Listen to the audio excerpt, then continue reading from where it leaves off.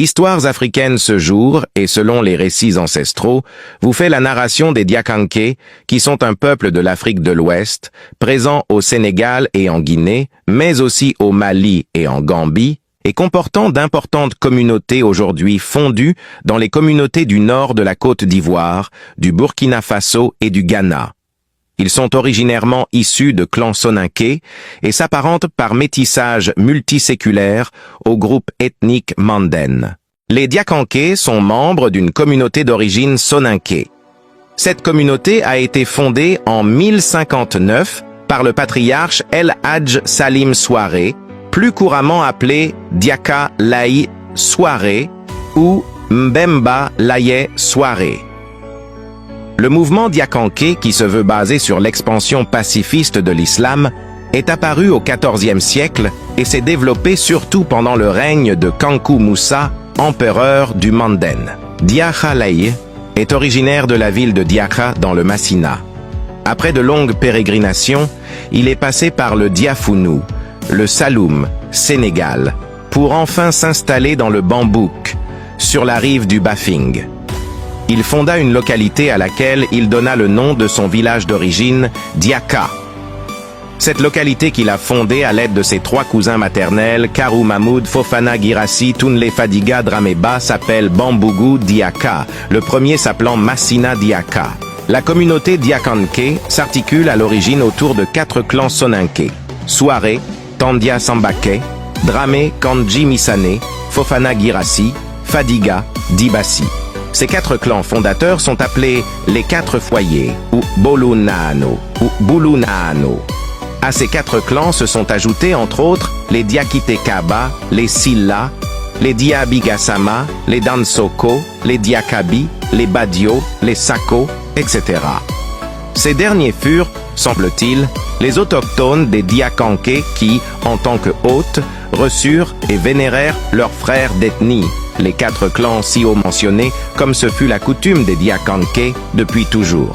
On trouve aussi d'autres patronymes comme les Minté, les Diaouné, les Touré, les Simaka, les Kadiaké, Makanera, les Sissé.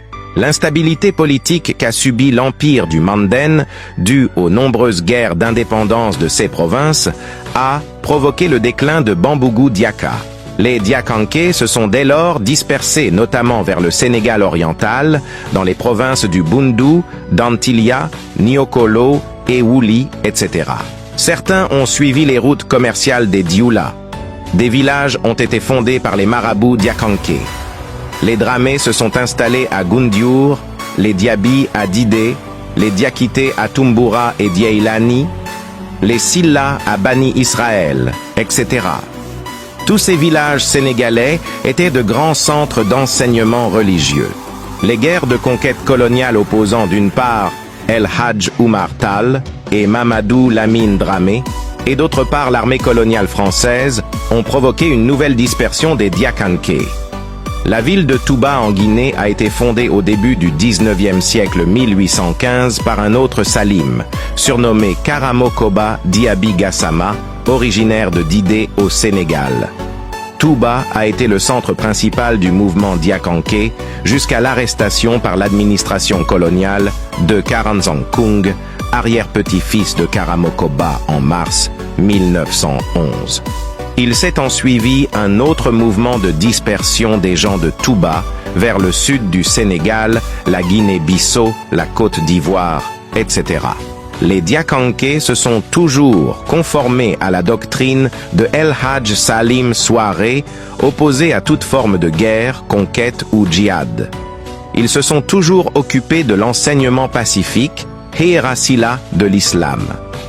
Mais ils étaient aussi capables de se défendre de façon très directe, raison pour laquelle ils sont craints et respectés de tous. Les Diakanké sont appelés Toubaka en Guinée, Azer en Mauritanie, Wangara en milieu Haoussa, Souarians de Souaré par les Anglais. Selon la légende, certains clans Diakanké descendraient des compagnons du prophète.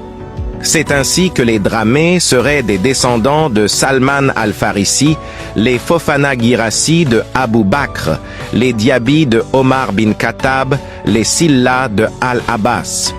Ces dires restent tout de même probables dû au fait que la ville de Massinadia était une ville carrefour qui donnait sur le Sahel à l'est et au nord et sur l'Afrique subsaharienne au sud. Il est aussi reconnu que lors de leur arrivée en Afrique, certains hommes de l'armée de Okba ibn Nafi al-Fihri prirent pour épouses et pour concubines des femmes africaines berbères pour certains et Sarakolé, Peuls ou d'autres ethnies encore pour d'autres. Les historiens eux-mêmes, qu'ils soient arabes ou non, attestent de plusieurs mélanges de ce genre au cours de l'histoire. Ces mélanges allégués sont fortement discutables devant l'absence de preuves concluantes. Certaines personnes mettent en doute l'origine arabe des Diakanké, en interprétant ça comme une volonté de leur part de se dissocier des polythéistes et d'autres mécréants noirs africains. Malgré la sagesse de leur analyse, ils ne peuvent pas apporter de preuves solides historiques qui réfuteraient les origines arabes et ou berbères de certains clans Diakanké, Sarakolé et Peuls. Pour beaucoup de chercheurs et d'anthropologues, les Diakanké n'ont rien à voir ou à avoir avec des origines arabes ou berbères. Ils ne sont ni plus ni moins que des Africains, comme toutes les autres populations noires du continent africain. L'installation des Diakanké en milieu manden leur a fait perdre leur langue d'origine, le Sarakolé. Cependant, certains Diakanké installés en milieu Sarakolé parlent encore cette langue, tels que les Diakanké du Sénégal oriental, ou encore ceux toujours installés en territoire malien. Les Diakanké sont donc, pour la plupart des Sarakolé, établis en milieu manden. Les Diakanké commencent toujours l'exégèse, tafsir, du Coran en langue Sarakolé. Pour d'autres histoires africaines, abonne-toi.